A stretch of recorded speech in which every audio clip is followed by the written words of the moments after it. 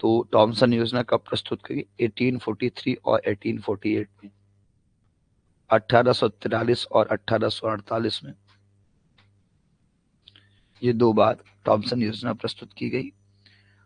बिल्कुल 1843 की योजना जो थी असफल थी, यानी कि सक्सेसफुल नहीं हो पाई, और 1848 की योजना थी वो क्या हो पाई, वो सफल हो पाई, सक्सेसफुल हो पाई। बहुत बढ़िया। अपने सहपाठी मित्रों तक ये खबर पहुंचाएं कि क्लास स्टार्ट हो गई है, बाकी लोग जुड़ जाएं। और हाँ, ये थॉमसन योजना के बाद आज हम चर्चा करेंगे 1853 के चार्टर एक्ट की बात करेंगे। बिल्कुल हम बात करेंगे 1853 के चार्टर एक्ट की। जैसा कि आपको मैं पहले बता चुका हूँ, एक चार्टर एक्ट 20 वर्ष के लिए वैलिड होता था। 20 वर्ष के लिए क्या होता था? वैध होता था। अब बेल्टी क्या होती है, ये मैंने आपको पेपर 2 की, और मतलब कि जो हमारे यूट्यूब को देखते हैं उनको मैंने बता दिया वैधता क्या होती है, आप समझते हैं। यानी कि 20 साल तक एक चार्टर एक्ट अपनी बातों को रखता था, लोग मानते थे। एक मैंने आपको बताया था कि 1793 में एक चार्टर एक्ट आया था, एक चार्टर एक्ट 1813 में आया था, एक चार्टर एक्ट 1833 में आया था, 1813 और 1833। अब फिर 20 साल बाद आना था, 1853 में चार्टर एक्ट आना था। तो आना था, चार्टर एक्ट आया भी, और ब्रिटेन की संसद ने निर्णय किया कि भारतीयों में शैक्षिक गतिरोध ज्यादा है, यानी कि शिक्षा संबंधी विद्रोह, क्रांतियां, ये सब ज्यादा है। तो हमें कैसे भी करके भारतीयों को क्या करना होगा, संतुष्ट करना होगा इस बात को लेकर के कि हम उनकी शिक्षा के लिए वास्तव में चिंतित हैं, या हम उनकी शिक्षा के लिए काम कर रहे हैं, ऐसा उन लोगों का सोचना था। तो अपने चिंतन के आधार पर जो ब्रिटेन की संसद ने डिसीजन लिया 1853 का चार्टर एक्ट प्रस्तुत करने का, ये ब्रिटेन की संसद ही यानी कि इंग्लैंड की जो संसद थी वही डिसाइड करती थी कि चार्टर एक्ट में कौन कौन से बिंदु जाने हैं। तो ब्रिटेन की संसद ने कहा कि अगर हम भारतीयों के लिए कोई भी अच्छा कार्य कर सकते हैं तो वह एकमात्र अच्छा कार्य होगा उनकी शिक्षा का प्रबंध करना। ऐसा उल्लेख मिलता है कि ब्रिटेन की संसद ने इस बात का उल्लेख किया कि अगर हम भारतीयों के लिए कुछ भी अच्छा कर सकते हैं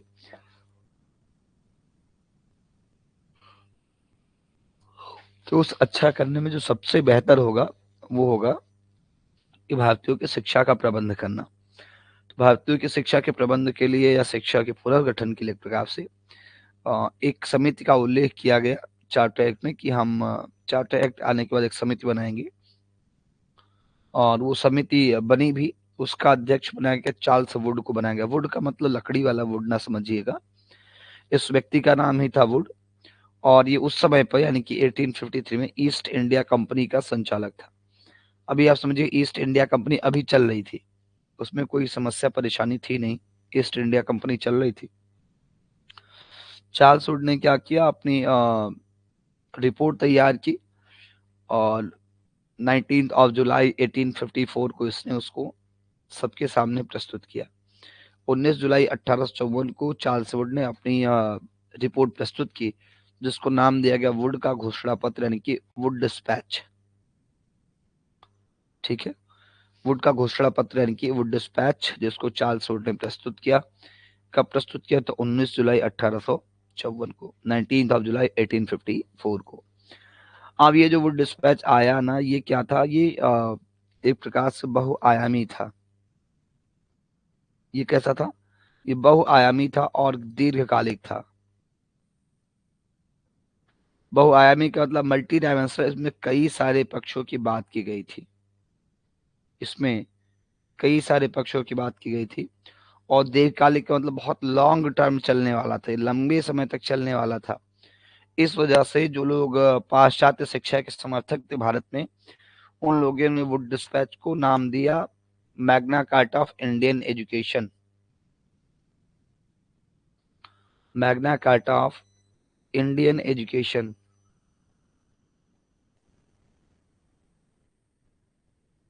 क्या नाम दिया? Magna carta of Indian education. किसने नाम दिया?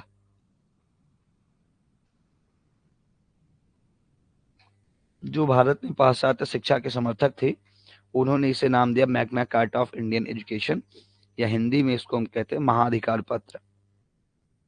बिल्कुल नजमा जी, गुड मॉर्निंग।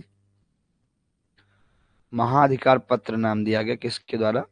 जो भारत में अंग्रेजी शिक्षा के समर्थक थे, यानी कि जो पाश्चात्यवादी थे, उन्होंने इसको नाम दिया भारतीय शिक्षा का महाधिकार पत्र।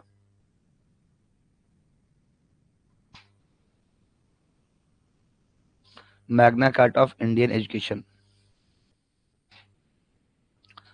भारतीय समर्थकों ने नहीं, भारत में जो अंग्रेजी शिक्षा का समर्थन करते थे उन लोगों ने इसे नाम दिया, भारतीय समर्थकों ने नहीं दिया। ये बात मैं बिल्कुल पूरे होशो-हवास में कह रहा हूँ, नहीं आप सोचिए कि मैं गलती से ऐसा कह रहा हूँ, गलती से नहीं कह रहा हूँ।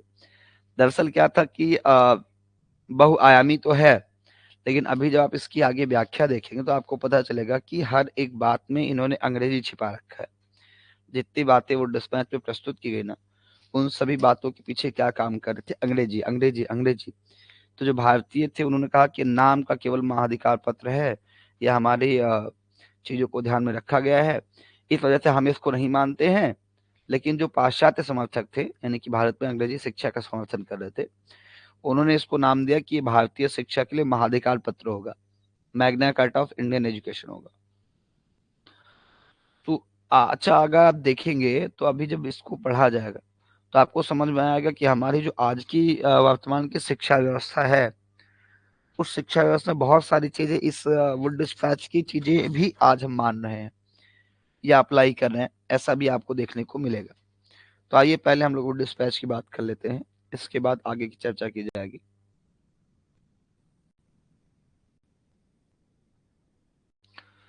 देखिए, वुड डिस्पैच की प्रमुख बातें क्या थी जिसके आधार पर इसको बहुआयामी और दीर्घकालिक कहा गया? पहली बात यह थी कि भारतीय शिक्षा में पश्चिमी और भारतीय साहित्य एवं विज्ञान दोनों को शामिल किया जाए। अभी तक क्या था? क्या आप सोचोगे सर इसमें कौन सी बड़ी बात है, ये पश्चिमी देश और भारतीय साहित्य सबकी बात कर रहे हैं? पर बात यह है कि 1853 के चार्टर एक्ट आने से पहले और 19 जुलाई 1854 को वुड डिस्पैच प्रस्तुत होने के पहले भारत में केवल और केवल अंग्रेजों के द्वारा पश्चिमी देशों का ही साहित्य, यानी कि पश्चिमी साहित्य और विज्ञान पढ़ाया जाता था। मतलब जहां से मैकाले आया था ना, वहां से शिक्षा जो है एक प्रकार से बदल गई थी। उसमें भारतीय साहित्य पढ़ाया ही नहीं जाता था, केवल और केवल पश्चिमी देशों का साहित्य और विज्ञान पढ़ाया जाता था। तो पहली बार कोई अंग्रेज अधिकारी आया जिसने कहा नहीं, पश्चिमी साहित्य और विज्ञान के साथ साथ भारतीय पाठ्यक्रम को भी इसमें शामिल किया जाए। नहीं तो अभी तक अंग्रेज भारतीय पाठ्यक्रम को पढ़ाने के पक्ष में नहीं थे, है ना। अंग्रेज जो है भारतीयों को भारतीय साहित्य विज्ञान पढ़ाने के पक्ष में नहीं थे, वो केवल और केवल पश्चिमी देशों का साहित्य और विज्ञान पढ़ाना चाहते थे। लेकिन पहली बार किसी अंग्रेज अधिकारी ने ऐसा सुझाव दिया। दूसरी बात थी कि हाई स्कूल स्तर तक शिक्षा भारतीय भाषा और इसके साथ साथ में अंग्रेजी में प्रदान करने की बात की गई, लेकिन अंग्रेजी को ज्यादा प्रायोरिटी दी गई। इसको ज्यादा प्रायोरिटी इसलिए दी गई क्योंकि कहा गया कि हाई स्कूल के बाद जितना भी पाठ्यक्रम आप पढ़ेंगे, आगे का पाठ्यक्रम जो होगा, आगे का जो पाठ्यक्रम होगा वो किस में होगा? वो सब कुछ अंग्रेजी में होगा। अब मेरी बात को ऐसे समझिएगा, अगर हम आपसे कह दें कि भैया आप पढ़ना चाहें तो आप 10वीं तक हिंदी पढ़ लीजिए, क्या 10वीं तक आप क्या पढ़ लीजिए? हिंदी पढ़ लीजिए। लेकिन जैसे आप 11वीं में आएंगे आपको क्या मिलेगी? आपको अंग्रेजी मिलेगी, हिंदी का विकल्प वहां पर आपको नहीं मिलेगा। तो बताइए आप क्या करेंगे, हिंदी पढ़ेंगे कि अंग्रेजी पढ़ेंगे 10वीं तक? क्या पढ़ना चाहेंगे आप?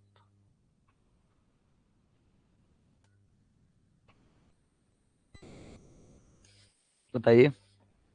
अगर मैं कह दूं कि आप पढ़ना चाहें तो 10वीं तक हिंदी पढ़ लीजिए, लेकिन 11वीं भी अगर आप पढ़ना चाहते हैं, उच्च शिक्षा प्राप्त करना आप चाहेंगे, तो आपको वो हिंदी में नहीं मिलेगी, वो केवल और केवल अंग्रेजी में ही मिलेगी। अब ऐसे में हाई स्कूल तक आप कौन सी भाषा में पढ़ना चाहेंगे?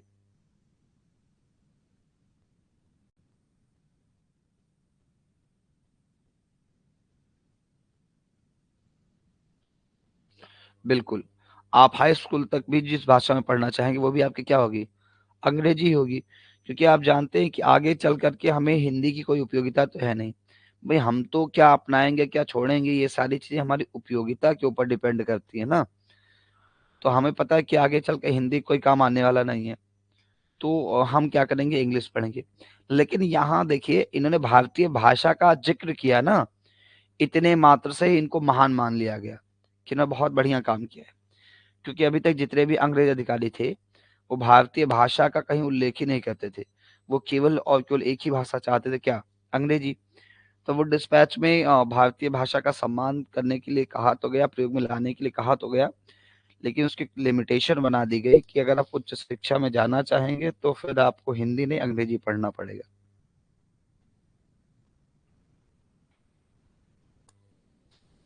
यही कारण था कि भारतीय जनमानस जो है वो अंग्रेजों से परेशान थी। नहीं तो भाई ये इतनी अच्छी बात कह रहे हैं, सब लोग कहते हैं ना कि महाधिकार पत्र है, लेकिन सब लोग इसको महाधिकार पत्र नहीं कह रहे थे, क्योंकि उनको पता था कि इसमें केवल और केवल एक गोली देने का काम किया गया है। गोली देना समझते हैं ना, कि नहीं जानते हैं?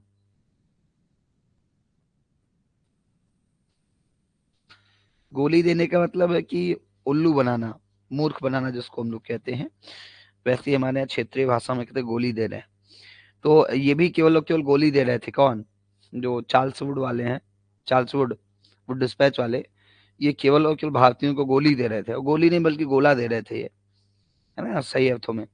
कि केवल भारतीय भारतीय लिख रहे थे हर जगह, पर अगर उसको आप एक्सप्लेन करेंगे तो पता चलेगा कुछ था नहीं उसमें भारतीयों के लिए, सब कुछ अंग्रेजों के लिए ही था। खैर नेक्स्ट पॉइंट पे आते हैं। इन्होंने कहा कि हम क्या करेंगे, भारत में नए विश्वविद्यालय स्थापित करेंगे। और देखिए ये क्वेश्चन एग्जाम में आ चुका है, आपके नेट के एग्जाम में ये क्वेश्चन आ चुका है कि वुड डिस्पैच के बाद भारत में विश्वविद्यालयों की स्थापना किस आधार पर की गई। तो ऐसे आप याद रखेंगे कि वुड डिस्पैच के बाद भारत में जो विश्वविद्यालय बनाए गए वो किस आधार पर बनाए गए, लंदन विश्वविद्यालय के आधार पर। किसके आधार पर, लंदन विश्वविद्यालय के आधार पर भारत में नए विश्वविद्यालय बनाए गए। और मैं कह रहा हूँ कि एग्जाम में क्वेश्चन आ चुका है, आप चाहें तो फिर आप मिलान कर लीजिएगा जाकर के, है ना। तो लंदन विश्वविद्यालय के आधार पर भारत में नए विश्वविद्यालय स्थापित किए गए। कितने विश्वविद्यालय स्थापित किए जाएंगे, तो मतलब ये नहीं बताएगा कितने बनाए जाएंगे, स्थापित किए जाएंगे, लेकिन कहा गया कि भारत के जो विश्वविद्यालय होंगे वो सभी लंदन विश्वविद्यालय के आधार पर काम करेंगे। मीन्स ये कि लंदन विश्वविद्यालय में हायर एजुकेशन या उच्च शिक्षा किसमें, अंग्रेजी में है, तो वहीं के टीचर पढ़ाएंगे भी, वहीं के टीचर पढ़ाएंगे तो वो भी अंग्रेजी में पढ़ाएंगे। मतलब ये है कि यहाँ भी अंग्रेजी को ही प्रायोरिटी दी गई, और भारतीय भाषाएं उन सबका कोई अस्तित्व यहाँ भी दिखाई नहीं पड़ रहा है। ठीक है। अच्छा, वो डिस्पैच में भी था, सोनाली जी बताए, वो डिस्पैच में भी क्वेश्चन आता है। चलिए, इसके बाद इन्होंने क्या किया, शिक्षा के लिए प्रांतीय बोर्ड का गठन किया। प्रांतीय बोर्ड क्या था, आपको याद होगा, हमने पढ़ा था कि 1823 ईस्वी में एक जन शिक्षा समिति का गठन किया गया। तो जन शिक्षा समिति जो पहले कार्य कर रही थी, उसको वो डिस्पैच ने क्या कर दिया, उस समिति को भंग कर दिया। और उस समिति को भंग करने के बाद इन्होंने क्या बना दिया, प्रांतीय बोर्ड बना दिए। प्रांतीय बोर्ड का मतलब कि प्रांतों में शिक्षा संबंधी बोर्ड बना दिए। जैसे आज आप देखते होंगे कि उत्तर प्रदेश माध्यमिक शिक्षा आयोग, मध्य प्रदेश माध्यमिक शिक्षा आयोग, बिहार शिक्षा आयोग, है ना, अलग अलग स्टेट के लिए अलग अलग शिक्षा आयोग है। वैसा ही प्रयास अंग्रेजों के द्वारा किया गया था।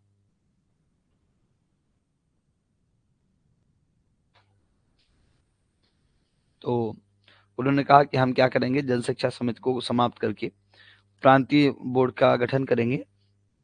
और प्रांतीय बोर्ड जो बनाया जाएगा, आगरा, कलकत्ता, मद्रास, मुंबई, पंजाब, आगरा, ऐसे ही 6 प्रांतों में प्रांतीय सरकार गठित की जाएगी। प्रांतीय सरकार ने बल्कि प्रांतीय बोर्ड गठित किया जाएगा, ऐसा इन्होंने कहा। तो ये भी इनका प्रयास हम लोगों के लिए लगा कि बहुत अच्छा है। फिर देखिए, महिला शिक्षा पे इन्होंने काम दिया। पहली बार भारतीय इतिहास में हुआ था, जिन्होंने पहली बार भारतीय इतिहास में पहली बार हुआ था कि किसी ने महिला शिक्षा की बात की थी। आपको हमने वैदिक काल में पढ़ाया है, वैदिक काल में भी आपने देखा था कि कोई जो है महिला शिक्षा की बात नहीं कर रहा था।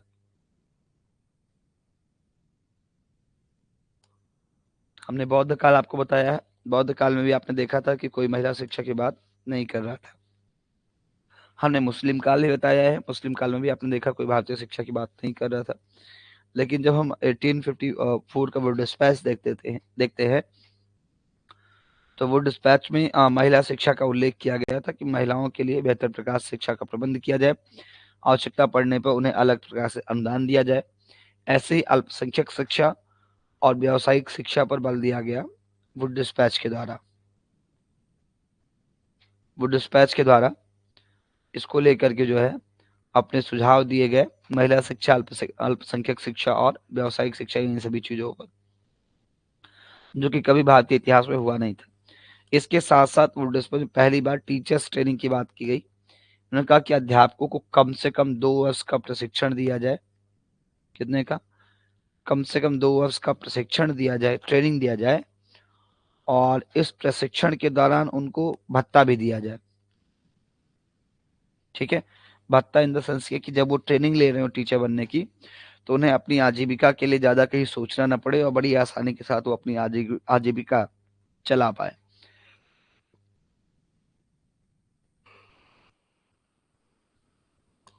तो ये सब कुछ जो प्रयास थे वो डिस्पैच में भारतीय शिक्षा के लिए किए गए थे।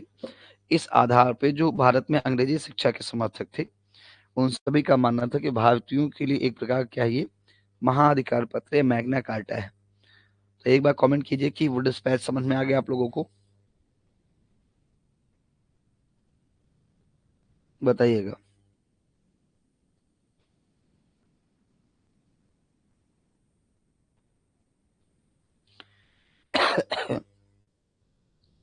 एक बार कमेंट कीजिएगा कितनी बातें समझ में आ गई आप लोगों को।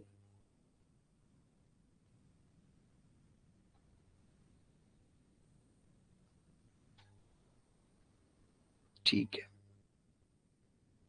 चलिए आगे बढ़ते हैं। अब क्योंकि वो डिस्पैच आ गया, वो डिस्पैच को लागू करने की कवायद भी होने लग गई।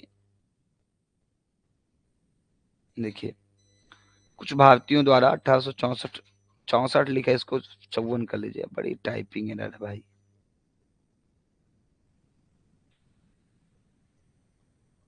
1855 1854 के घोषणा पत्र को महाअधिकार पत्र का नाम दिया गया, मैग्ना कार्टा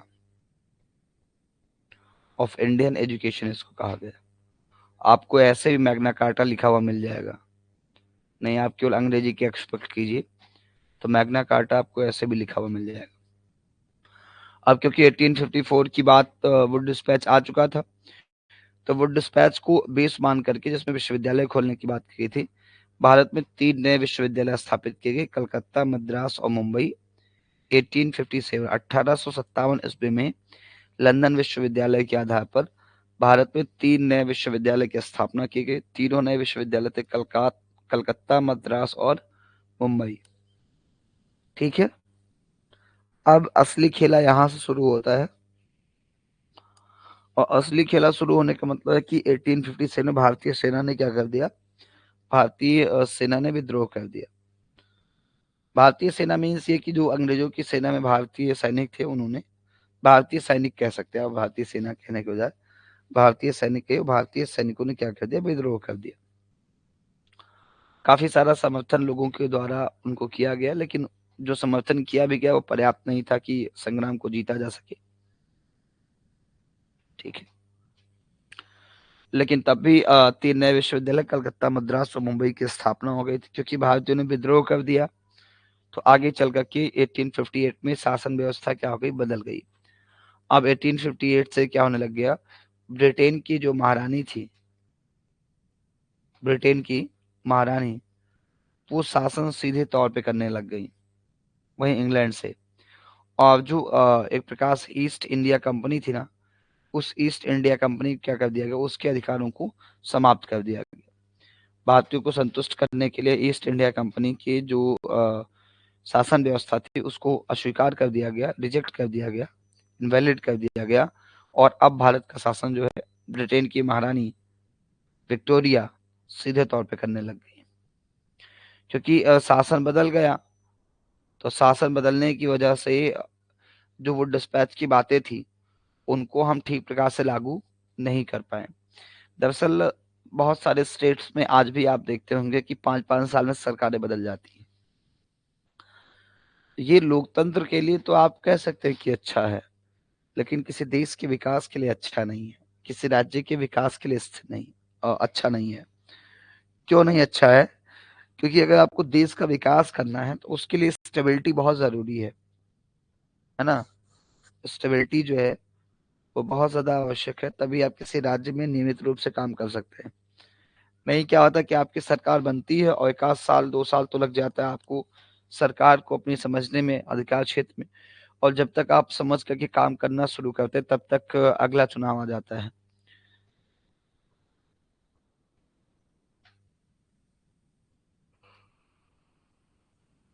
तो इससे कहीं बहुत ज्यादा लाभ नहीं हो पाता है।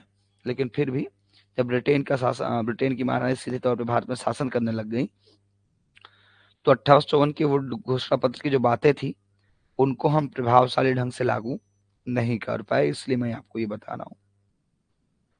क्योंकि भाई सरकार बदली थी ना, अधिकारी तो वही थे। जैसे कोई भी सरकार हो, सरकार अधिकारियों को थोड़ी ना बदलती है, कितने ही अधिकारियों को बदलेगी, तो अधिकारी वही रह जाते हैं। सराली जी कह रहे हैं इनके महाराष्ट्र में 2 साल में ही बदल गई। आपके महाराष्ट्र में 2 साल में बदल गई और बिहार वालों से पूछो क्या ही झेलना पड़ रहा है उनको बेचारों को। एक एक जो है उसमें कार्यकाल में 3-3 4-4 बार जो है परिवर्तन हो रहा है, कभी इधर तो कभी उधर, है ना।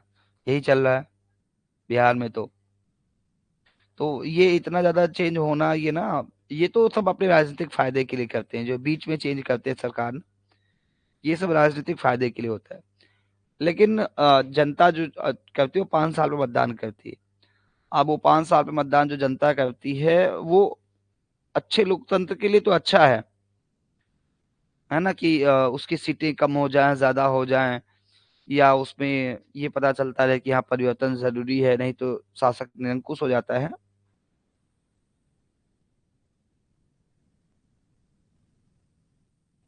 अच्छा, निकिता जी हिमाचल प्रदेश से हैं और इनका कहना है कि एचपी में यही चला है, जनता को परेशान कर दिया है कांग्रेस ने और लग रहा है कि सरकार बदल जाएगी। तो ऐसे ही सब जगह चल रहा है। ये अस्थिरता ये नुकसानदायक होती है। अस्थिरता इसलिए नुकसानदायक होती है क्योंकि एक बार जब तक आपको समझना चाहते हैं सिस्टम को और काम करना चाहते हैं, तब तक पता पता चलता है कि आपकी सरकार बदलने वाली होती है। तो आप चाहते हैं कि सरकार बदलने से पहले जितना हम लूट घसोट कर पाए कर लें, है ना।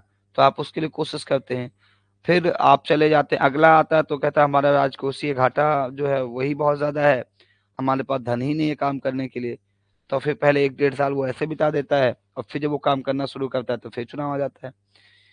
तो लोकतंत्र के लिए तो हर 5 साल पे चुनाव होना जरूरी है लोकतंत्र के दृष्टिकोण से, लेकिन सरकार बदलना विकास के दृष्टिकोण से लाभदायक नहीं है। क्योंकि देखिए, जैसे आपने अक्सर सुना होगा कि एक पार्टी जब सरकार से हट जाती है और दूसरी आती है, वो कोई काम करती है कि हाँ मैंने ये किया, तो पहले वाली पार्टी कहती है ये मेरे शासनकाल का काम था जो आज हुआ है, तो इसका क्रेडिट मुझे मिलना चाहिए। यही प्रॉब्लम आती है, क्रेडिट लेने वाली बात आती है ना। तो ऐसे यहाँ पे हुआ कि शासन तो बदल गया लेकिन कर्मचारी वही सब रह गए, ईस्ट इंडिया कंपनी वाले, और यहाँ से ईस्ट इंडिया कंपनी को समाप्त कर दिया गया, उसके अधिकारों को समाप्त कर दिया गया, कंपनी के अधिकारों को समाप्त कर दिया गया। तो अधिकारी तो वही रह गए, सब कर्मचारी। उन्होंने कहा भारतीयों ने ही हमारे खिलाफ विद्रोह किया है और हम उनको शिक्षा देंगे, ऐसा बिल्कुल नहीं हो सकता है। तो उन्होंने वो डिस्पैच की बातों को ठीक ढंग से लागू ही नहीं किया। खैर, आइए आगे बढ़ते हैं। जो प्रांतीय बोर्ड बने थे वो देख लीजिए, कलकत्ता, मद्रास, मुंबई, पंजाब और उत्तर पश्चिम प्रांत, यानी कि जिसको हम क्या कहते हैं आगरा प्रांत कहते हैं। यहाँ पर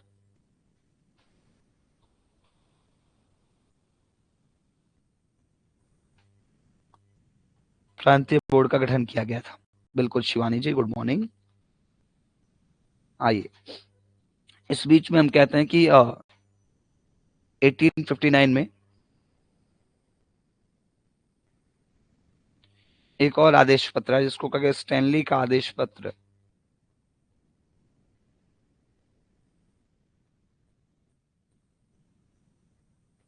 स्टैनली का आदेश पत्र। और स्टैनली कौन था? तो उस समय एक नए पद का सृजन किया गया था। क्या नाम था उस पद का? भारत सचिव। जब सत्ता बदल गई तो भारत सचिव नामक एक नए पद का गठन किया गया इंग्लैंड में। और ये व्यक्ति भारतीय चीजों की देखभाल या ये सब करता था। तो स्टैनली जो भारत का पहला भारत सचिव था, अंग्रेजी शासन का पहला भारत सचिव था, उसने 1859 में एक रिपोर्ट, एक आदेश पत्र जारी किया। और उसने कहा कि यह समीक्षा की जाए कि वुड डिस्पैच की बातों को किस प्रकार से लागू किया गया है। हालांकि वुड डिस्पैच में बहुत ज्यादा, स्टैनली के आदेश पत्र में बहुत ज्यादा कुछ लिखा नहीं था, लेकिन उन्होंने 1859 में जारी किया था। इसके बाद हम पढ़ते हैं कि 1871 में और 1877 में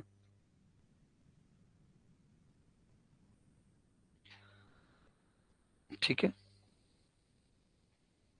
1871 में मेयर ने और 1877 में लिटन ने, ये उस समय पे वायसराय हुआ करते थे। तो इन लोगों ने क्या किया? शिक्षा के सार्वभौमिकरण के लिए काम किया इन दोनों ने मिलकर के।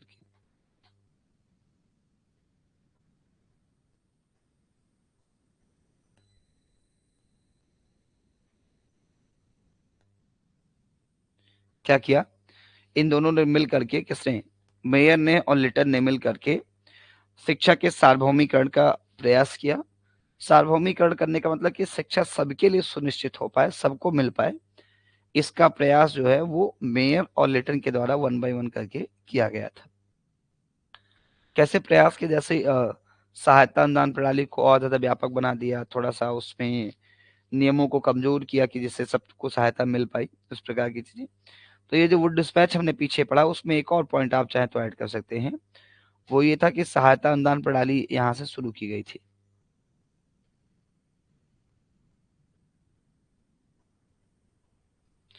क्या शुरू किया गया था? तो आप कहेंगे सर यहाँ से सहायता अनुदान प्रणाली को शुरू किया गया था वुड डिस्पैच से। ठीक है, तो 1871 और 1877 हो गया। अब यहाँ से आगे बढ़ते हैं और हम पढ़ते हैं कि 3 फरवरी 1882 को हंटर आयोग, एक बार इसके डेट को कंफर्म कर लीजिएगा। आई थिंक 3 फरवरी है या 1 फरवरी है। एक बार डेट कंफर्म कर लीजिएगा आप इसका, है ना? मुझे एग्जैक्टली याद नहीं आ रहा है, लेकिन डेट एक बार आप कंफर्म कर लेंगे या फिर मैं बाद में मैं ही बता दूंगा। ठीक है,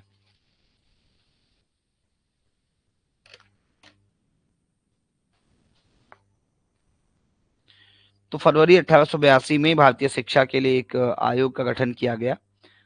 आयोग का गठन किसने किया? जो आयोग का गठन करने का काम रिपन के द्वारा किया गया। किसके द्वारा किया गया था? आयोग को गठित करने का कार्य जो है रिपन के द्वारा किया गया था।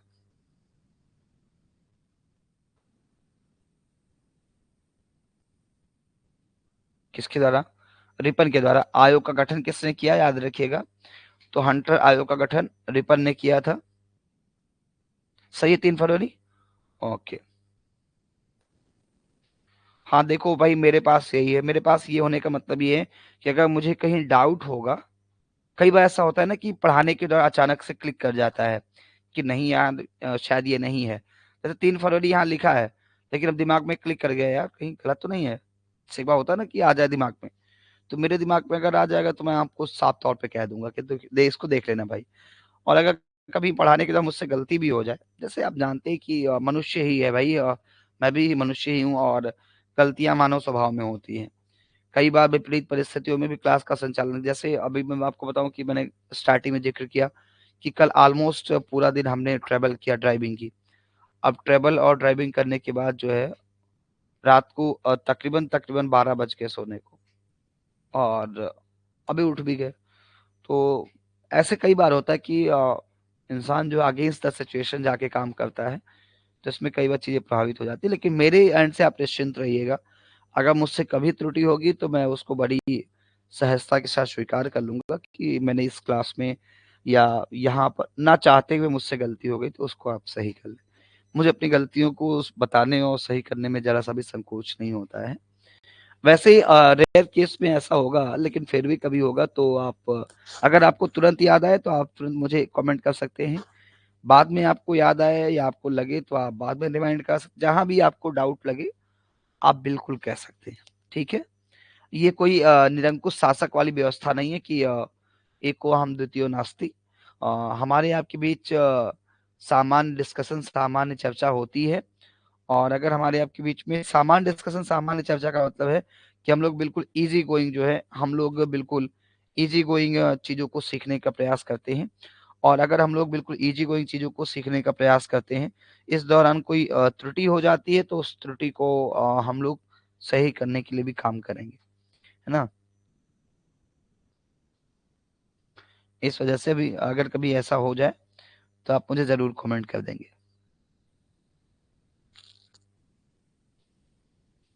याद करा देंगे आप तत्काल से ही मुझे कि सर ऐसी गलती यहाँ पर हो गई। खैर आगे बढ़ते हैं हम लोग। 3 फरवरी से आगे बढ़ते हैं। 3 फरवरी 1882 को हंटर आयोग का गठन किया गया, या यूं कह लें कि एक आयोग गठित किया गया। किसके द्वारा आयोग गठित किया गया? रिपन के द्वारा। वैसे आप जानते हैं कि इसका तो पूरा नाम कुछ लोग लॉर्ड रिपन कहते हैं, लेकिन आप जानते हैं कि लॉर्ड मैं कहता नहीं हूँ, इस वजह से क्या कहेंगे, आयोग का गठन किया रिपन ने। अध्यक्ष कौन था? William Wilson Hunter. आयोग का अध्यक्ष कौन था? आयोग का अध्यक्ष था विलियम विल्सन हंटर। इसी कारण से इस आयोग को क्या नाम दिया गया? हंटर आयोग नाम दिया गया। क्या नाम दिया गया? हंटर आयोग नाम दिया गया। एक चीज अच्छी है, एक चीज बढ़िया, आप याद रखिएगा कि अंग्रेजों के द्वारा जितने भी आयोग गठित किए गए ना, तो आयोग का नाम जो है वो आयोग के अध्यक्षों के नाम पर ही रखा गया।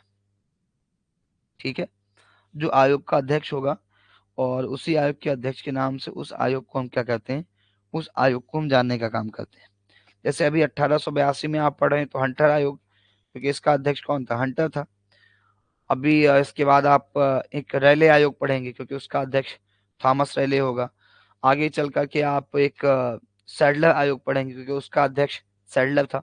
तो ऐसे ही आपको पढ़ना होगा। ये जो इसका उद्देश्य था ना, प्राथमिक शिक्षा का विकास करना था, साथ ही साथ वुड डिस्पैच की समीक्षा करना। हाँ हाँ, वुड डिस्पैच की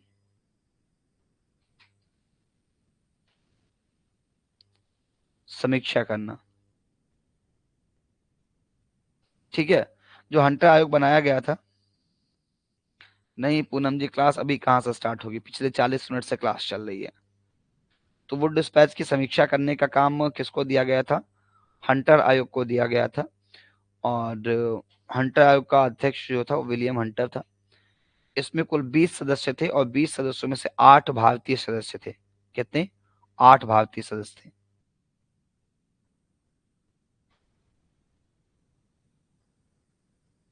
ठीक है, अब कुल कितने सदस्य थे? कुल 20 सदस्य थे, जिसमें से कितने सदस्य भारतीय थे? 8 भारतीय सदस्य थे। अब यहाँ ध्यान दीजिएगा इस बात का कि ये जो अंग्रेजों के द्वारा गठित आयोग था, यानी कि हंटर आयोग, लिख लीजिएगा, हंटर आयोग को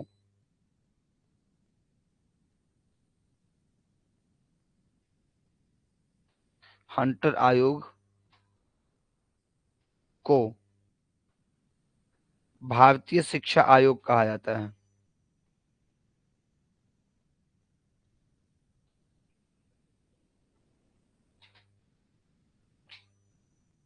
हंटर आयोग अरे इधर देखो, बाद में बतिया लेना, नहीं गलती करा जाएंगे।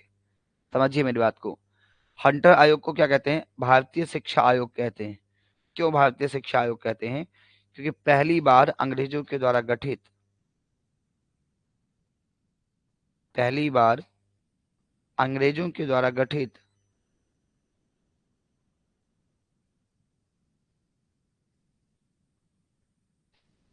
अंग्रेजों के द्वारा गठित किसी आयोग में, किसी भी आयोग में भारतीय सदस्यों को शामिल किया गया था।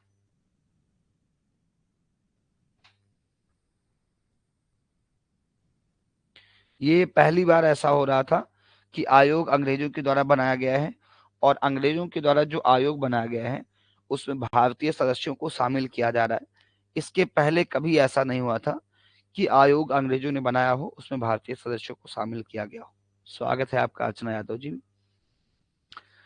तो इस वजह से इसको नाम क्या दिया गया, भारतीय शिक्षा आयोग। अच्छा देखो, आपको कंफ्यूज करने के लिए कई बार नाम आपको मिलेगा राष्ट्रीय शिक्षा आयोग।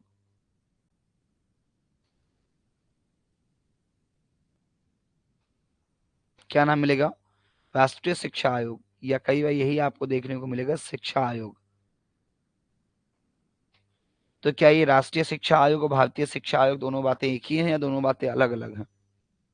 बताइए मुझे, दोनों बातें अलग अलग हैं या दोनों बातें एक ही हैं?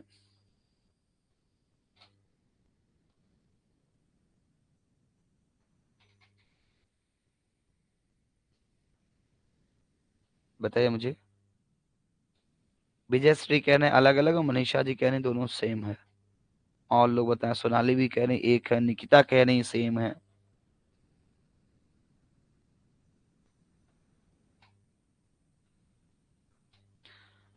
अच्छा, नजमा भी कह रही सेम है, सरोजनी कह रही अलग है, लता कह रही कि एक ही है, और सुजीत जी कह रहे हैं अलग अलग है। बहुत बढ़िया। ये ध्यान रखिएगा, इसी वजह से मैं आपको यहाँ बताऊँ ये दोनों अलग अलग चीजें हैं। भारतीय शिक्षा आयोग मीन्स की 1882 का हंटर आयोग, ठीक है। और शिक्षा आयोग या राष्ट्रीय शिक्षा आयोग का मतलब है 1964 का कोठारी आयोग। ये आप ध्यान रखिएगा, बहुत इंटरेस्टिंग बात है। हाँ, ये अलग अलग है दोनों है। इंटरेस्टिंग बात ऐसी है कि मैं अपने पीएचडी के दौरान एक सेमिनार कर रहा था। तो सेमिनार करने के बाद जब मेरा सेमिनार पूरा हो गया, मैंने अपना वक्तव्य प्रस्तुत कर दिया, तो वहाँ एक प्रोफेसर साहब बैठे हुए थे, और मुझे ठीक से अगर याद है तो उनका नाम डॉक्टर अखिलेश पटेल, ये महोदय बैठे हुए थे, आयोग से सिलेक्टेड हैं।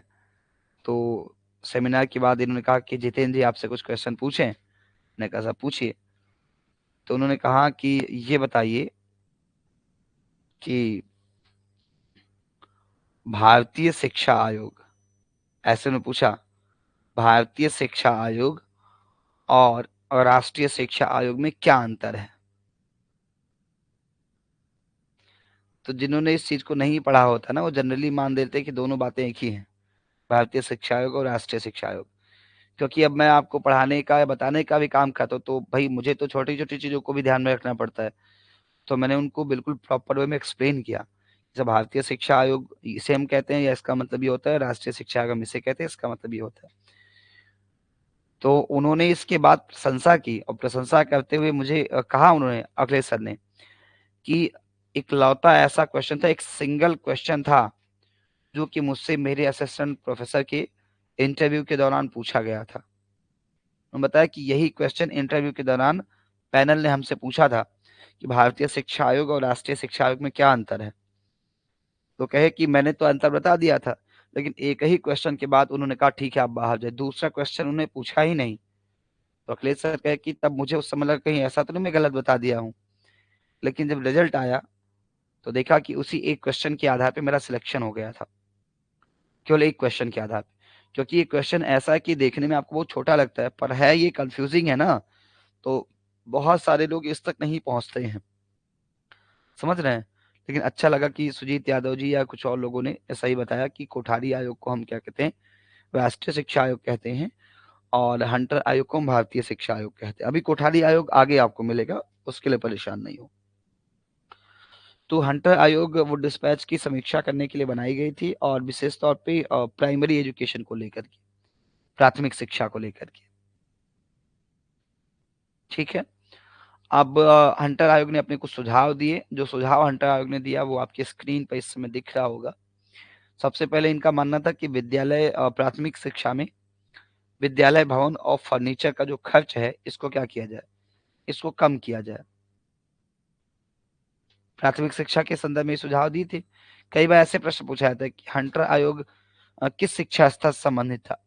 तो हंटर आयोग जो ये प्राथमिक शिक्षा से संबंधित था। किससे? प्राथमिक शिक्षा संबंधी था। तो इन्होंने सबसे पहले कहा कि विद्यालय में भवन और फर्नीचर के खर्च को कम किया जाए। इनका मानना था कि विद्यालय को विस्तारित करने के बजाय जो विद्यालय पहले से उन्हीं को और किया गया, उन्हीं को सुदृढ़ किया जाए, यानी कि मजबूत किया जाए। ऐसा हंटर आयोग की सिफारिशों का मानना था कि जो भी विद्यालय पहले से हैं उनको और अधिक मजबूत किया जाए, ना कि नए विद्यालय खोले जाए। इनका मानना था कि विद्यालय समय को मौसम के अनुसार रखा जाए। जैसे अभी सर्दियां पड़ रही हैं, तो इनका कहना था कि सर्दियों में विद्यालय जल्दी ना खोले जाए, विद्यालयों को देर से खोला जाए, देर से खोला जाए, जल्दी बंद कर दिया जाए। जिस दिन बारिश हो रही उस दिन विद्यालय बंद रखा जाए, और गर्मियों के दिनों में विद्यालय जल्दी खोला जाए, जल्दी बंद कर दिया जाए। यानी कि अर्ली मॉर्निंग विद्यालय शुरू कर दिया जाए और तेज धूप निकलने से पहले विद्यालय बंद कर दिया जाए। तो ऐसा सुझाव इन्होंने दिया था कि विद्यालय समय को मौसम के अनुसार रखा जाए। इनका मानना था कि पाठ्यक्रम में स्थानीय विषयों को तमकार किया जाए, स्थानीय विषयों को शामिल किया जाए, स्थानीय विषयों को शामिल किया जाए, ऐसा इनका प्रयास था। ठीक है। स्थानीय विषय का मतलब जैसे मान लीजिए कि अगर आप वेस्ट बंगाल की बात कर रहे हैं, तो अगर वेस्ट बंगाल की बात कर रहे हैं या आप पंजाब की बात कर रहे हैं, तो पंजाब का अगर जो मुख्य ऑक्यूपेशन है, मुख्य व्यवसाय जो है, अगर वो कृषि है, खेती है, तो इनका मानना था कि वहाँ की बच्चों को क्या पढ़ाई जाए, कृषि की, खेती की बातें बताई जाए। अगर पहाड़ी क्षेत्रों का मुख्य व्यवसाय पर्यटन है, तो पहाड़ी क्षेत्र के जो बच्चे हैं उनको शुरुआत से ही पर्यटन या टूरिज्म के विषय में बताया जाए, जिससे वो आगे चल के अपनी आजीविका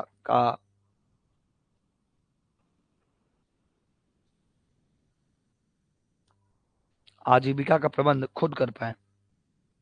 इनका मानना था कि बच्चों से शुल्क जो है उनकी आर्थिक स्थिति के आधार पर लिया जाए। आर्थिक स्थिति का मतलब जो बच्चे कमजोर हैं, जो बच्चे गरीब हैं, उनसे कम पैसा लिया जाए। ये इनका मानना था हंटर आयोग का, कि जो आर्थिक रूप से कमजोर बच्चे, उनसे कम फीस लिया जाए, और जो आर्थिक रूप से संपन्न बच्चे हैं उनसे फीस क्या लिया जाए, उनसे ज्यादा लिया जाए। मतलब कमजोर बच्चे से अगर हम 10 रुपए लेंगे, तो जो आर्थिक रूप से संपन्न बच्चे उससे हम कितना लेंगे, उससे हम 100 रुपए लेंगे, 50 रुपए लेंगे, उससे ज्यादा लेंगे। तो इनका ईवन, और इसके साथ साथ इनका कहना था जो गरीब बच्चे उनको क्या उपलब्ध कराया जाए, उनको स्कॉलरशिप भी, यानी कि छात्रवृत्ति प्रदान की जाए। पहली बार ऐसा था कि इनके रिपोर्ट में कहा गया था कि आदिवासी जातियां, जनजातियां जो हैं, इनको भी शिक्षा से मुख्य धारा से जोड़ा जाना चाहिए। इसकी कवायद भी यहाँ पर हंटर आयोग में की गई थी। एक प्रकार सिफारिश की गई थी कि इस व्यवस्था को हम क्या करें, लागू करें।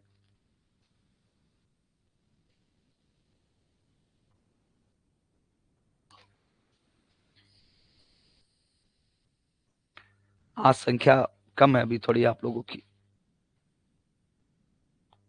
चलिए, तो ये सुझाव हंटर आयोग के थे। अब हंटर आयोग से हम थोड़ा सा आगे बढ़ते हैं। देख लीजिएगा, पंजाब विश्वविद्यालय की स्थापना की गई और इलाहाबाद विश्वविद्यालय की स्थापना की गई। 1882 में पंजाब विश्वविद्यालय की स्थापना की गई। 1887 में इलाहाबाद विश्वविद्यालय की स्थापना की गई। वर्तमान में ये भारत का पहला, ऐसा लिखिएगा, भारत का पहला केंद्रीय विश्वविद्यालय है।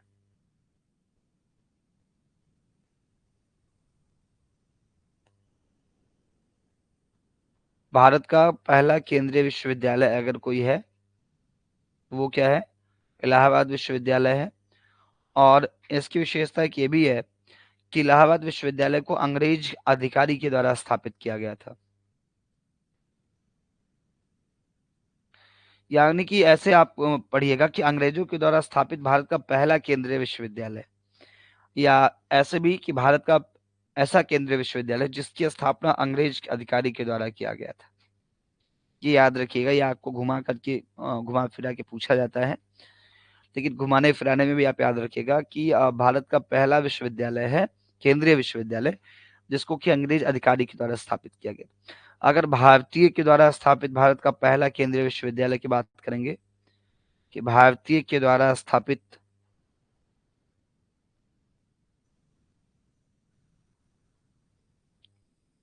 भारत का पहला केंद्रीय विश्वविद्यालय,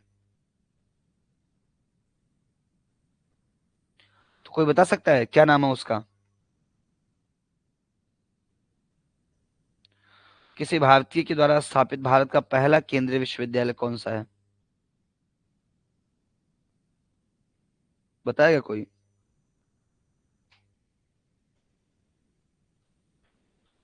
भारतीय के द्वारा स्थापित भारत का पहला केंद्रीय विश्वविद्यालय।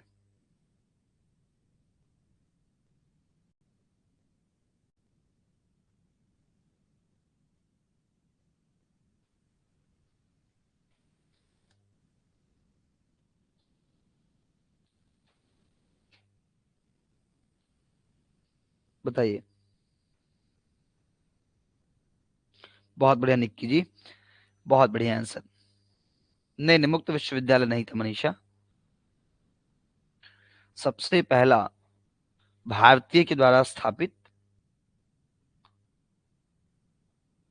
भारतीय के द्वारा स्थापित भारत का पहला केंद्रीय विश्वविद्यालय बीएचयू।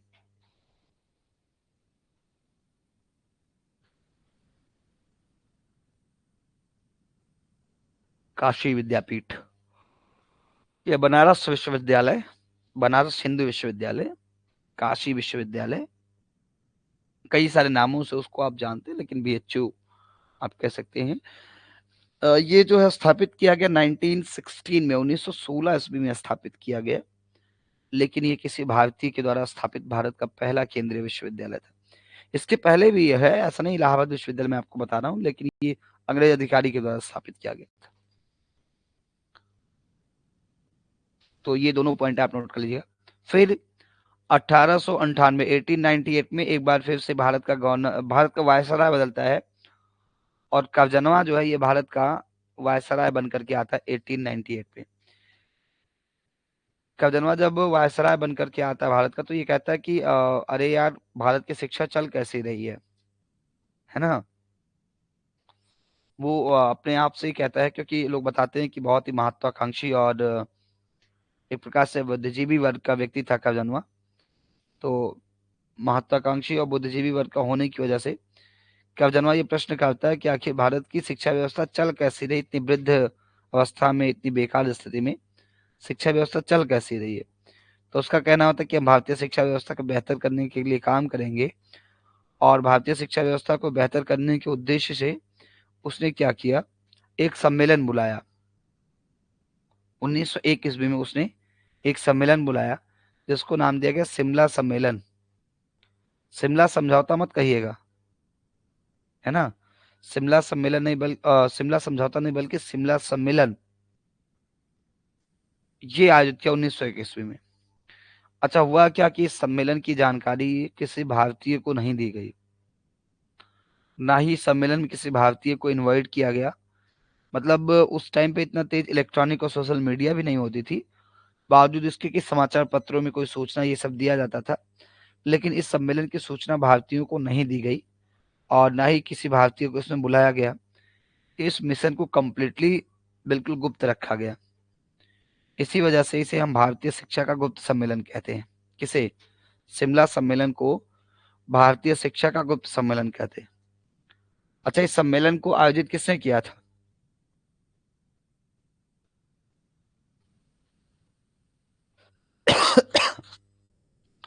इस सम्मेलन को आयोजित करने का काम किसने किया था? तो आप कहेंगे इस सम्मेलन को आयोजित आयोजित करने का काम कर्जनवा ने किया था।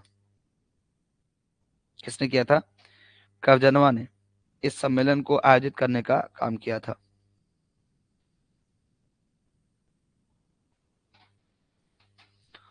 और सम्मेलन को भी उसने ही आयोजित किया था, इसके साथ साथ अध्यक्ष भी वह स्वयं ही था। दोनों चीजें हैं, ठीक है। सम्मेलन का अध्यक्ष भी वही था, और सम्मेलन बुलाया भी किसने था? कर्जन ने ही बुलाया था। पर बात यह है कि उसने इस सम्मेलन के विषय में किसी को कोई जानकारी दी नहीं थी। उसने इस सम्मेलन के विषय में किसी को कोई जानकारी ही नहीं दी थी। जब उसने इस सम्मेलन के विषय में कोई जानकारी किसी को नहीं दी थी, तो इसको नाम क्या दिया गया? इसको नाम दिया गया भारतीय शिक्षा का गुप्त सम्मेलन। पर यह सम्मेलन जो है ये तकरीबन 15 दिनों तक चला, और 15 दिन में 150 से अधिक प्रस्तावों पर चर्चा की गई। ठीक, 150 से अधिक प्रस्तावों पर चर्चा की गई। अब बात यह है कि एक तो करेला, हमारे यहाँ कहावत है कि एक तो करेला, दूजा नीम चढ़ा। एक तो करेला, दूजा नीम चढ़ा।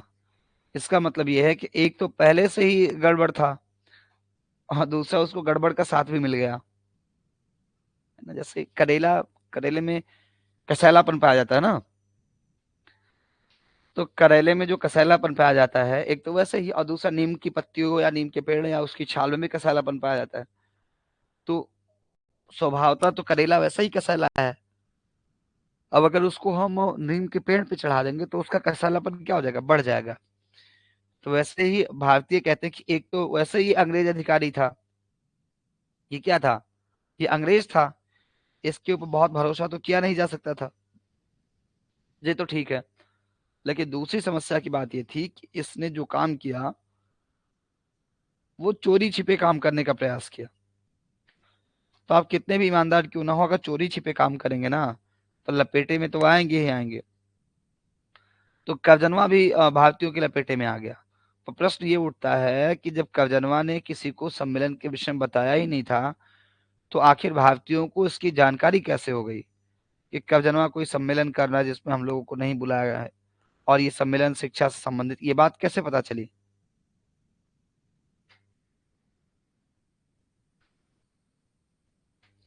देखिए मैं एक चीज बता दूं कि कल से आपकी एप्लीकेशन पर जो आपके सिलेबस में रीजनिंग वाली यूनिट है, कौन सी, रीजनिंग वाली जो यूनिट है, कल से ये भी हम स्टार्ट करवा रहे हैं। तो कल से आपको रीजनिंग की क्लास भी देखने को मिलेगी। और कल से हमारी जो टाइमिंग होगी वो 5 बजे से लेकर के और 7 बजे तक। ये हमारा, हाँ, 5 से 7 बजे तक क्या होगा, हमारा एक सेशन होगा जिसको हम लोग पढ़ रहे हैं शिक्षा का इतिहास, या यूनिट 10 हम लोग पढ़ रहे हैं।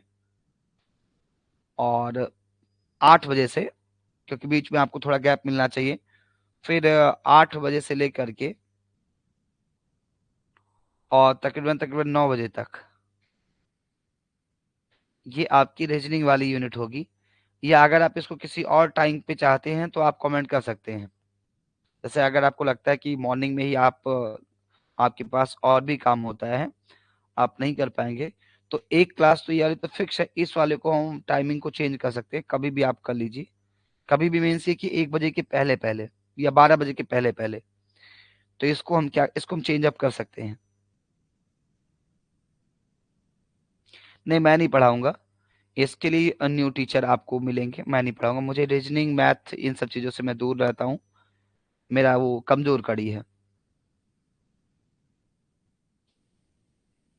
11 बजे सर टाइम है सर, 11 बजे शाम को सर। तो शाम को जैसे देखिए क्या होता है ना, कि मैं आपको एक चीज बता दूं कि आप किसी भी व्यक्ति से मिलेंगे एज अ टीचर नहीं, मैं आपको एज अ फैमिली मेंबर आप समझिए, मैं आपको बता रहा हूँ कि अगर दिन में आप किसी से क्लास पढ़ाने के लिए कहेंगे ना, या तो आप दिन में उससे इतनी क्लासेस लीजिए कि 5-6 घंटे क्लास लीजिए। तो आप जानते हैं कि इतना बड़ा कोई स्टार्टअप, कोई सेटअप नहीं है कि किसी को आप 5-6 घंटे क्लास दे पाए। हर किसी को अपनी आजीविका के लिए अन्य सोर्सेज पे भी डिपेंड करना पड़ता है ना। अन्य सोर्सेज पे भी डिपेंड होना पड़ता है। तो बात ये कि एक बार कोई व्यक्ति जब दिन में घर से बाहर निकल जाता है ना, तो फिर दिन में लौट करके आना और ये क्लास करना, ये 1-2 दिन के लिए तो हो जाएगा, तो इसमें आपको रेगुलरिटी नहीं मिलेगी। आज होगी क्लास कल नहीं होगी, आज होगी क्लास कल नहीं होगी। इसी वजह से देखिए, जैसे कल दिन में मैं क्लास नहीं ले पाया, लेकिन सुबह वाली क्लास में पढ़ा के गया था, मुझे कहीं जाना भी होगा या किसी को भी कहीं जाना होगा, तो मोस्टली वो मॉर्निंग सेशन में अपनी क्लास को खत्म करके तभी जाएगा, है ना। तो उसको भी सुविधा होती है और हमें भी क्या होती है, हमें भी थोड़ी सी सुविधा होती है। तो इस वजह से सुबह का सेशन रखने की कोशिश करते हैं। हाँ, अगर आप चाहें तो 7 बजे से ही कर दूं, 5 से 8 का सेशन कर दूं इकट्ठे, 5 से 8 कर दूं, ऐसे 5 बजे से लेकर के और 8 बजे तक वन शॉट कर देते हैं।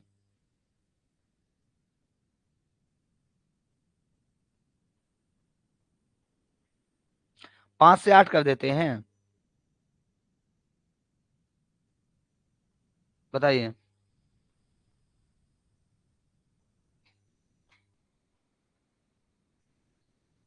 अच्छा, दरअसल मैं दिन में इसलिए नहीं रखना चाह रहा हूँ, जैसे 11 बजे या 10 बजे इसके आसपास में इसलिए नहीं रखना चाह रहा हूँ इस क्लास को, क्योंकि उस बीच में मेरी एजुकेशन की क्लास होगी, तो फिर क्लास करेगा, है ना। क्लास करना मीन्स ये है कि आप कहेंगे सर एजुकेशन पढ़ें, सर पेपर वन पढ़ें, तो हम चाहते हैं कि आप सब पढ़ें। पर देखो ऐसा है ना कि आप लोग भी इस बात को समझते हैं।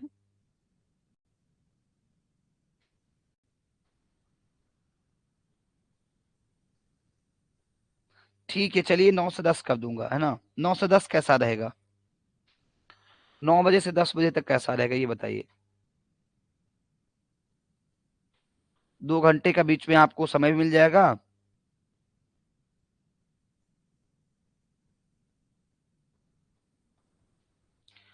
और उसमें आप अपना काम भी निपटा लेंगे। ठीक है, तो कल से आपके 9 से 10 जो है। अब देखो भाई, सबको सेटिस्फाई नहीं कर पाऊंगा, समझिएगा मेरी व्यवस्था को, क्योंकि पीछे मुझे एजुकेशन की भी तो क्लास लेनी होती है। अभी एजुकेशन की क्लास यूट्यूब पे मुझे स्टार्ट करनी है, उसके लिए भी टाइम स्लॉट चाहिए। और एजुकेशन की पेपर टू क्लास एप्लीकेशन पे भी होनी है, तो उसके लिए भी टाइम स्लॉट चाहिए, है ना। तो इस वजह से आप समझिए, और इसको हम 9 बजे से कर देते हैं, ठीक है। 9 से 10 हमारी रीजनिंग की क्लास हुआ करेगी। और हमारी जो मैथ वाली क्लास है, वो मैथ वाली क्लास हम 20 फरवरी से स्टार्ट करेंगे। हमारी जो मैथ वाली यूनिट है वो हम 20 फरवरी से स्टार्ट किया करेंगे। थोड़ा सा उस मैथ वाले के लिए हमें थोड़ा सा वक्त चाहिए, क्योंकि मैथ वाले सर जो है अभी हमारे यहाँ यूपीपी का एग्जाम लगा हुआ है। 18 फरवरी को यूपीपी का एग्जाम है। तो सारे मैथ की फैकल्टीज जो है वो यूपीपी के एग्जाम को लेकर डेडिकेटेड है। ठीक है, तो अभी थोड़ा सा वक्त ले लेते हैं मैथ वाली क्लास के लिए, और मैथ वाली क्लास को हम लोग 20 फरवरी से स्टार्ट करेंगे, ठीक है। तो अब आपकी 3 क्लासेस जो है लगातार चलेंगी, इसके लिए आप बिल्कुल परेशान नहीं हो। और एजुकेशन वालों के लिए भी मैं काम कर रहा हूँ। यूट्यूब पे प्रॉब्लम है कि कल से हम क्लास लेना स्टार्ट कर देंगे, और पेपर टू की क्लास एप्लीकेशन पे भी दिन में हुआ करेगी, ठीक है। तो मैंने आपसे पहले भी कहा था, देखिए हमारी पूरी फुल प्रूफ प्लानिंग है। कई बार एक आध दिन आगे पीछे हो जाता है, लेकिन उसमें आप कभी अधीर ना हो ऐसे। आपके पास कंटेंट होता है, आप अपनी तैयारी को, ठीक है। सेकंड पेपर हिंदी वालों के लिए भी बहुत जल्द, आई थिंक कि विद इन वीक या हम इसी सप्ताह में स्टार्ट कर देंगे। इसी सप्ताह में, आज ट्यूसडे है, और अगर मैं सही हूं तो मैं इसी सप्ताह स्टार्ट करूंगा, हिंदी की क्लासेस भी स्टार्ट कर दूंगा, पेपर टू हिंदी भी स्टार्ट कर दूंगा। और पेपर टू हिंदी स्टार्ट करूंगा तो शानदार प्रकार से, मतलब हिंदी के मर्मज्ञ जिसको कहा जाता है, हिंदी के मर्मज्ञ के साथ मैं स्टार्ट कर रहा हूँ। और आपको आनंद की अनुभूति होगी। जैसे मेरा मानना है कि हिंदी हिंदी ऐसा विषय कि उसमें जब आप रस अलंकार ये सब पढ़ते हैं, तो स्वभाव के साथ पढ़ा जाना चाहिए, है ना। ऐसा ना हो कि हम भी रस की कविता पढ़ रहे हो, पता चले कि हम खुद पोट हुए हैं, हमारे अंदर ही एनर्जी लेस हम दिख रहे हैं। या फिर हम कह दें कि हम जो है शांत रस की कविता पढ़ रहे हो, और शांत रस में भी हम चिल्ला चिल्ला के पढ़ रहे हो, तो ऐसा नहीं। हमारे साथ ऐसे अध्यापक है जो कि पूरी तरह से हिंदी में है ना। पूरी तरह हिंदी में होने का मतलब कि जिस विधा को पढ़ेंगे उसी अंदाज में पढ़ेंगे। और डॉक्टर साहब है, पीएचडी उनकी भी पूरी है। मैं मिलवाऊंगा, बहुत जल्द आपसे मिलवाऊंगा, संभवतः कल से उनकी क्लासेस को मैं शुरू करूंगा, ठीक है।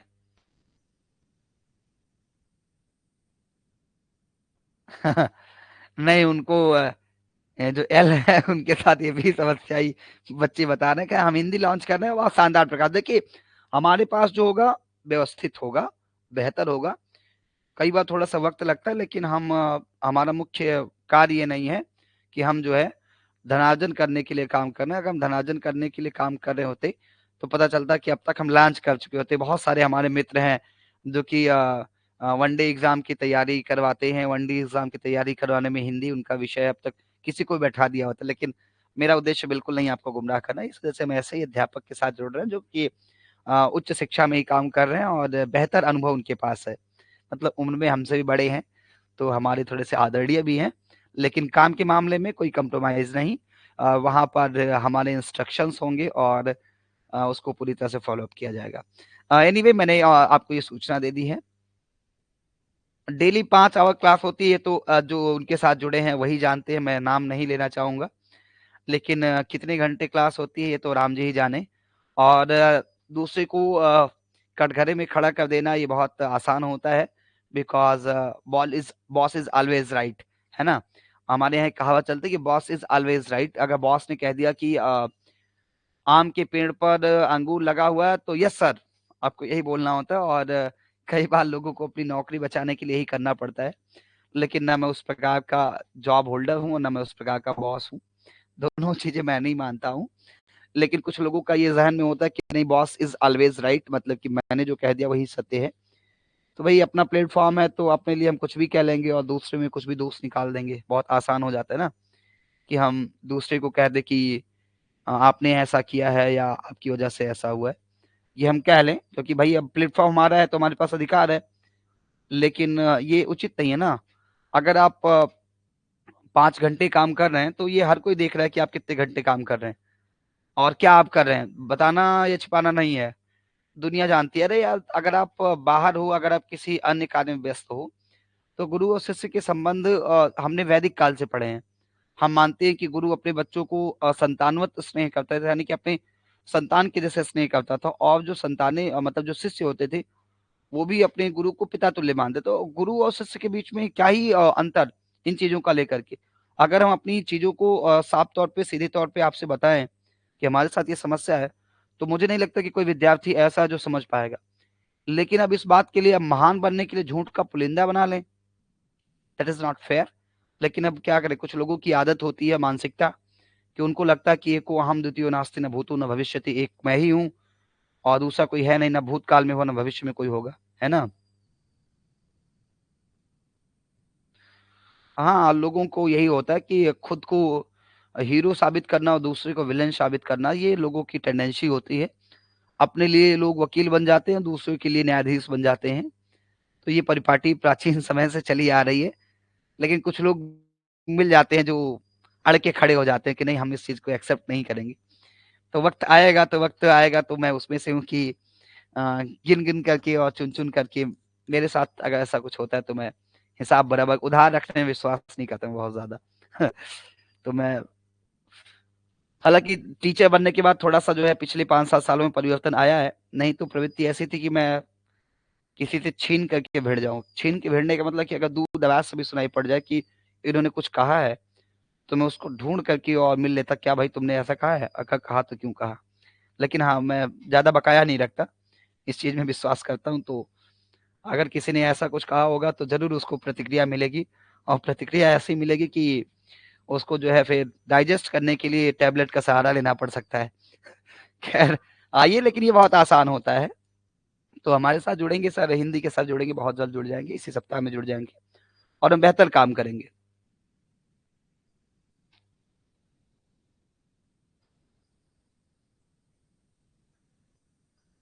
हाँ,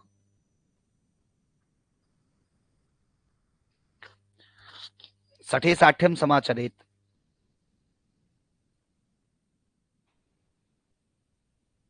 सठे साठ्यम समाचरित मीन्स ये कि मैं गांधीवादी विचारधारा का नहीं हूँ। साफ साफ बात यह है कि गांधीवादी विचारधारा कहती है कि अगर आपकी एक कनपटी को कोई लाल करे, तो आप अपनी दूसरी कनपटी उसके सामने कर दो, भैया ये भी लाल कर लो। लेकिन हम उसमें से नहीं हैं, हम ईंट का जवाब पत्थर से देने वाले हैं। अगर आप डाल डाल चलोगे तो हम पात पात चलेंगे। तो खैर, आइए हम लोग यहाँ तक पढ़ लेते हैं, बाकी हिंदी वाली क्लास स्टार्ट हो जाएगी। और ये सूचना मैंने आपको दे दी है कि हम सुबह से कल 9 बजे से रीजनिंग वाली यूनिट भी स्टार्ट करेंगे, और जो भी एडिशनल जानकारी होगी वो भी मैं आप सबके बीच में जरूर रखूंगा, अतिरिक्त जानकारी रखूंगा। और अगर आज परिस्थितियां बनती हैं, तो हमारे जो एजुकेशन वाले विद्यार्थी हैं, उनको क्लास मिलेगी आज, उनको पेपर 2 की क्लास उनकी होगी। पर पेपर 2 की क्लास की सूचना मैं उनको दे दूंगा, ठीक है, कि आपकी क्लास कब होनी है, ये बता दूंगा। आज आपकी पेपर 2 की क्लास होगी। और कल से हम टाइमिंग फिक्स कर लेंगे कि पेपर 2 की क्लास कब होगी, ठीक है। इसकी टाइमिंग हम फिक्स कर लेंगे, मतलब कल से फिक्स टाइमिंग पे होगी। आज क्लास होगी, पर अभी ये निश्चित नहीं कर सकते कि दिन में कब क्लास होगी, लेकिन होगी जरूर। और कल से हम फिक्स टाइमिंग कर लेंगे और कल से मैं कोशिश करूंगा कि हमारे यूट्यूब की क्लासेस भी क्या हो जाए, बिल्कुल प्रॉपर वे में स्टार्ट हो जाए। मॉर्निंग स्लॉट में हम यूट्यूब पे एजुकेशन की क्लास लिया करेंगे, जैसे पूर्व में लिया करते थे, कभी वो करेंगे। और रात को 9 बजे वाले क्लास हम अपनी पेपर 1 की ये भी हम स्टार्ट कर लेंगे कल से, ठीक है। तो ये 2 काम हम कल से करने वाले हैं। रेलवे आयोग के विषय में आइए जल्दी चर्चा कर लेते हैं। रेलवे आयोग जो है इसका गठन किया गया 27 जनवरी 1902 को। क्या किया गया? 27 जनवरी 1902 को रेलवे आयोग का गठन किया गया। और गठन किसने किया? तो कर्जन ने किया था, या कर्जनवा। इसका जो अध्यक्ष था वो थॉमस रेले था। रेले आयोग का अध्यक्ष कौन था? तो आप बताएंगे कि रेले आयोग का अध्यक्ष थॉमस रेले था। इस आयोग का गठन कब किया गया? 27 जनवरी 1902 को किया गया। इस आयोग के गठन में तर्क दिया गया कि भारत में जो स्थापित विश्वविद्यालय थे, यानी कि कलकत्ता, मद्रास, मुंबई, ऐसे जो विश्वविद्यालय थे, वो लंदन विश्वविद्यालय के आधार पर बनाए गए थे। और ये कहा गया था कि जैसे लंदन विश्वविद्यालय की प्रत्येक 10 वर्ष पे समीक्षा होती थी, वैसे कहा गया था कि हम भारत में जो विश्वविद्यालय स्थापित कर रहे हैं उनका भी 10 वर्ष पे समीक्षा किया करेंगे। लेकिन ऐसा भारत में नहीं हो सका। तो कर्जन का कहना था कि हम भारतीय विश्वविद्यालयों की समीक्षा करने के लिए एक आयोग बना रहे हैं, जिसको नाम दिया गया भारतीय विश्वविद्यालय आयोग। क्या नाम दिया गया? भारतीय विश्वविद्यालय आयोग नाम दिया गया। लेकिन कुछ लोगों का ये मानना है कि ये भारतीयों के लिए नहीं था, बल्कि भारतीयों को एक प्रकार से घूस दिया जा रहा था, सेटिस्फाई करने के लिए था, क्योंकि भारतीयों ने शिमला सम्मेलन का विरोध कर दिया था। तो उनको संतुष्ट करने के लिए इसने एक आयोग बनाया, जिसको नाम दिया भारतीय विश्वविद्यालय आयोग, क्योंकि आयोग का अध्यक्ष था थॉमस रेले। इस वजह से इस आयोग को हम क्या कहते हैं? रेले आयोग भी कहते हैं, ठीक है। इस वजह से हम इसको क्या कहते हैं? रेले आयोग कहते हैं। अर्चना जी, अभी तो नहीं संभव है 8 बजे के बाद क्लास करना, इस वजह से क्योंकि बहुत सारी क्लासेस इकट्ठी हो जाएंगी, और बहुत सारी क्लासेस इकट्ठी होने का मतलब कि फिर आप भी नहीं पढ़ पाएंगे, अनियमितता आ जाएगी, और फिर बाद में बहुत बड़े सारे एलिगेशंस लगेंगे। अभी लोग झूठ में कह रहे हैं, तो बाद में वो बातें जो है लोगों को मौका मिल जाएगा सही सही कहने का। तो इस वजह से मैं अभी इस क्लास को 8 बजे नहीं कर सकता हूँ। हाँ, भविष्य में कभी ऐसी स्थिति बनेगी तो ज़रूर मैं कर दूँगा, लेकिन अभी नहीं कर सकता। तो जो रेले आयोग था, उस रेले आयोग में 2 भारतीय सदस्य भी शामिल थे, ये भी आप याद कर लीजिएगा। एक सैयद हुसैन बेलग्रामी थे और दूसरे गोरूदास बनर्जी। ये 2 भारतीय थे जो कि रेले आयोग में शामिल थे, ठीक है। कौन-कौन? सैयद हुसैन बेलग्रामी और गोरूदास बनर्जी, ये जो भारतीय सदस्य थे, जो कि रेले आयोग में शामिल थे। रेले आयोग के सुझावों के विषय में बात करें, तो एक इनका ये सुझाव था कि सीनेट के सदस्यों की संख्या को सीमित कर दिया, दीक्षित नहीं बल्कि सीमित कर दिया जाए। इनके सदस्यों की संख्या को सीमित करके और सरकार के द्वारा इनका चुनाव किया जाए। कॉलेज की जो संबद्धता है वो विश्वविद्यालयों से अनिवार्य कर दी जाए, यानी कि कॉलेज विश्वविद्यालय से एफिलेट होने ये कंपलसरी कर दिया जाए। विश्वविद्यालयों पर सरकार का पूर्ण नियंत्रण हो और छात्रों के प्रवेश के नियम को कठोर कर दिया जाए। इस प्रकार के सुझाव जो है वो रेले आयोग ने दिए थे, ठीक है। अभी आज वाले सेशन में हम रेले आयोग तक ही पढ़ते हैं, यहीं तक की अपनी चीजों को रखते हैं। हमारी आपकी मुलाकात आज दिन में निश्चित रूप से दूसरी बार होगी, यानी कि आज दिन में होगी। और आज हमारी रात की जो 9 PM की क्लास हुआ करती थी, पेपर 1 की यूनिट नंबर 10 की, वो यूनिट नंबर 2 की, माफ कीजिएगा, रिसर्च वाली जो क्लास हुआ करती, रिसर्च वाली क्लास भी आज 9 PM पे होगी। हमारी पेपर 2 एजुकेशन की क्लास आपको दिन में देखने को मिलेगी। उसका समय मैं आपको मैसेज कर दूंगा, आपका जो चैट ग्रुप है वहां पर। फिलहाल अभी आज वाले क्लास को हम यहीं तक समाप्त करते हैं। हमारी आपकी मुलाकात होती रहेगी। निश्चित रहे किसी भी प्रकार की कोई समस्या होगी नहीं, पाठ्यक्रम को भी समय से पूरा करेंगे। हम टेस्ट सीरीज भी आपको देंगे। आपने देखा होगा कि हमने एक छोटा सा टेस्ट बना करके, मैंने आपसे कहा था ना कि सारा काम मुझे खुद ही करना पड़ता है, तो मैंने टेस्ट बनाना सीखा कि आखिर कैसे टेस्ट बनाया जाता है। तो उस क्रम में मैंने एक क्वेश्चन का टेस्ट जो है वो एप्लीकेशन पे अपलोड कर दिया था। आप में से काफी सारे लोगों ने उसको अटेम्प्ट किया था, इसके लिए धन्यवाद है। लेकिन इस संडे आपका एक टेस्ट जो है 50 क्वेश्चंस का अपलोड हो जाएगा, ठीक है। अभी आप संडे तक वेट कीजिए, संडे को, क्योंकि थोड़ा सा काम कम होता है संडे को, तो संडे को हम एक टेस्ट आपका अपलोड कर देंगे। ऑल 10 यूनिट्स से मिलाकर 50 क्वेश्चंस का मैं आपको ये अपलोड कर दूंगा। ठीक है, हमने आपसे कहा था कि हम 10 आपको फुल लेंथ टेस्ट देंगे, तो 10 टेस्ट मैं आपको दूंगा, उसमें से पहला टेस्ट संडे को मिल जाएगा। हमने कहा था कि पर यूनिट हम मिनिमम 100 क्वेश्चंस कराएंगे, तो हमारी यूनिट पूरी होने दीजिए, 100 क्वेश्चन मैं वो भी कराऊंगा आपको, निश्चिंत रहे उसके लिए। ठीक है, बाकी पीडीएफ वगैरह आपको समय पर मिल ही रहा है, क्लासेस आपकी चल ही रही हैं। क्लासेस के ड्यूरेशन की बात है तो मैंने आपसे कहा कि वो मैं बढ़ा दूंगा, कल से ये 3 घंटे वैसे ही हो जाएगी, 2 घंटे आप मेरे साथ पढ़ा करेंगे प्रॉपर में, 2 घंटे या 1.5 घंटे, पौने 2 घंटे ऐसे आप पढ़ा करेंगे, और 1 घंटे या उससे अधिक रीजनिंग की क्लास आप देखते रहेंगे, तो पेपर 1 की सारी स्ट्रेटेजी अपनी पूरी हो जाएगी। पेपर 2 भी कल से हम बेहतर काम करेंगे, हम यूट्यूब पे आएंगे। हालांकि अभी मैं वेट कर रहा था कि पहले हमारे पास डिजिटल बोर्ड आ जाए, सेटअप हो जाए तो हम लाइव आए, लेकिन अभी मुझे लगता है उसमें वक्त लगेगा, तो अभी हम ऐसे ही ओबीएस की सहायता से या लैपटॉप की सहायता से ही कल से यूट्यूब पे लाइव आना स्टार्ट कर देंगे एजुकेशन क्लास को लेकर के। एजुकेशन की क्लास जो है 2 घंटे ऐप पे भी कल से हम स्टार्ट कर लेंगे और ज्यादा, तो 2 घंटे ये, 1 घंटे हमारा ये क्या नाम है यूट्यूब पे 3 घंटे, और 2 घंटे 5 घंटे कल से हम एजुकेशन की क्लास आपको प्रोवाइड करेंगे, और 4 घंटे आपको पेपर 1 की क्लास प्रोवाइड करेंगे। यानी कि कोशिश हम करेंगे कि एक दिन में 8 से 9 घंटे क्लासेस चलें आपकी, यूट्यूब एप्लीकेशन, पेपर 1 पेपर 2 सारी मिला करके 8 से 9 घंटे में आपके साथ काम करूंगा, ये कल से हम काम करेंगे। ठीक है, तो आप बिल्कुल आश्वस्त रहिए, आप सब केवल साथ दीजिए, और जितना आप साथ देंगे उससे ज्यादा आपके लिए बेहतर तरीके से हम काम करेंगे। ठीक है, बिल्कुल अर्चना जी ज्वाइन कर लीजिए, आप एजुकेशन क्लास ज्वाइन कर लीजिए, और जो भी